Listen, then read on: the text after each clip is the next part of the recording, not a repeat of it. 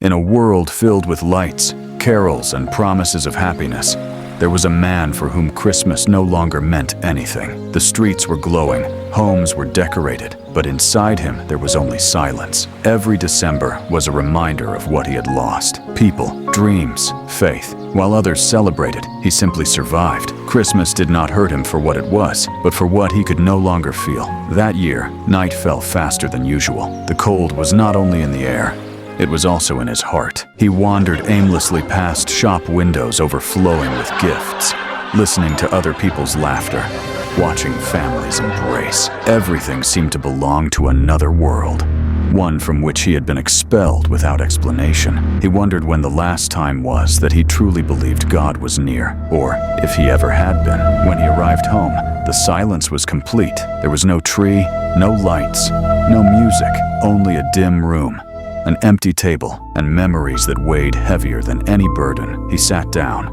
closed his eyes, and for the first time in a long while, he asked for nothing. He did not beg. He did not complain. He only whispered a question he had avoided for years. God, are you still there? The answer did not come like thunder, nor like a voice from heaven. It came as a memory, the image of a manger, a dark, humble, forgotten place. A stable, the least expected place for a king to be born. And then he understood. Christmas was never about perfection, but about presence. It was not God searching for a palace. It was God entering human misery to transform it from within.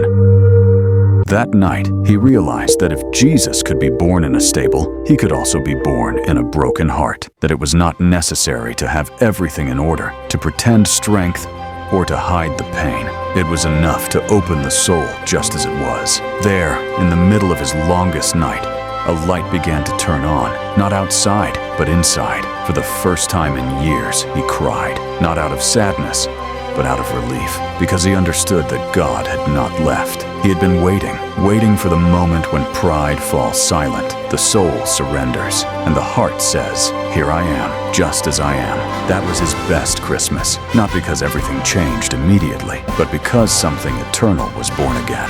Faith, hope, and the certainty that Jesus did not come for those who have everything, but for those who have nothing left except their need for him. And from that night on, every time he saw a manger, he remembered this truth. The king is still being born, not in stables of straw, but in broken hearts that open the door to him.